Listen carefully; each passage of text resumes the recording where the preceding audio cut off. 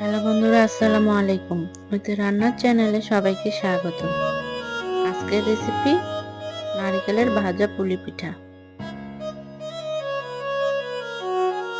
পিঠা recipe তৈরি করার জন্য প্রথমে এখানে একটা নারকেল ভেঙে ভালো করে কুড়িয়ে নিচ্ছি। এরপর পুর তৈরি করার জন্য চুলায় একটা কড়াই বসিয়ে দিয়েছি। এই পর্যায়ে চুলার জাল অফ করাই রয়েছে। কড়াইয়ের মধ্যে ঢেলে দিচ্ছি কুড়িয়ে রাখা নারকেল। নারকেল কুড়ানোর পর এখানে প্রায় 2 কাপের একটু বেশি হয়েছে। আর মিষ্টি অনুযায়ী এখানে 1 কাপের মতো দিয়েছি খেজুরের গুড়। দিয়ে দিচ্ছি 3টা মুখ ফাটানো ছোট এলাচ আর একটা বড় তেজপাতা টুকরো করে। এখন হাত দিয়ে খুব ভালো করে গুড় আর নারকেলগুলো মেখে নিচ্ছি, এতে করে নারকেল থেকে একটু পানি ছেড়ে দেবে। এখন চুলা জ্বালিয়ে এভাবে নেড়ে চেড়ে রান্না করে নিচ্ছি নারকেলের জলীয় ভাবটা শুকিয়ে আসা পর্যন্ত।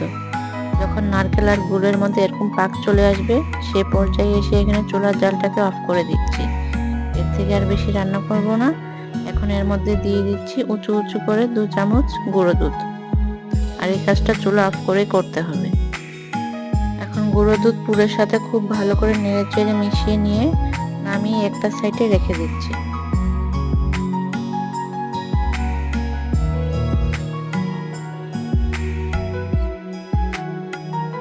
এখন পিঠার জন্য আটার খামির তৈরি করে নেব। এই জন্য চুলায় আরেকটি কড়াই বসিয়ে দিয়েছি।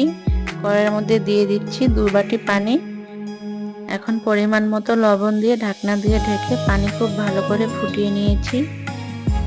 যে বাটি দিয়ে পানি দিয়েছিলাম সেই বাটি দিয়ে প্রায় 3 বাটি এখানে ভিজা চালের গুঁড়া আমি দিয়ে দিচ্ছি। এখন এভাবে নেড়ে ছেড়ে খুব ভালো করে মিশিয়ে নিব। খুব ভালো করে মিশিয়ে নেওয়া হয়ে গেছে। এখন চুলার আঁচ বন্ধ করে ঢাকনা দিয়ে ঢেকে এভাবে চুলার মধ্যে বসিয়ে রাখছি আরো 4 থেকে 5 মিনিট। চুলা থেকে নামিয়ে হাত দিয়ে খুব ভালো করে মেখে সুন্দর একটা মসৃণ ডো তৈরি করে নিয়েছি। এখন ডো থেকে পরিমাণ মতো আটা নিয়ে একটু মোটা বড় করে একটা রুটি বেলে নিব। বড় রুটিটা থেকে এভাবে ছোট ছোট করে অনেকগুলো রুটি কেটে নিয়েছি।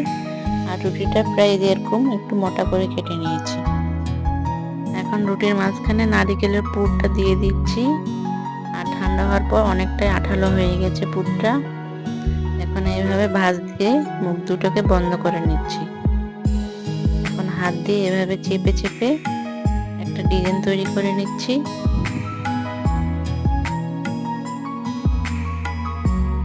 এভাবে করে সবগুলো পিঠা বানিয়ে নিয়েছি। এখন পিঠাগুলোকে ভাজার জন্য চুলায় আগ থেকে কড়াই তেল বসিয়ে দিয়েছি। তেল গরম হয়ে গেছে ভালো করে। এখন কড়াইতে একটা একটা করে পিঠাগুলো দিয়ে দিচ্ছি। যে পরিমাণে তেল দিয়েছি তাতে একসাথে 6 থেকে 7টা পিঠা ভেজে নেওয়া যাবে।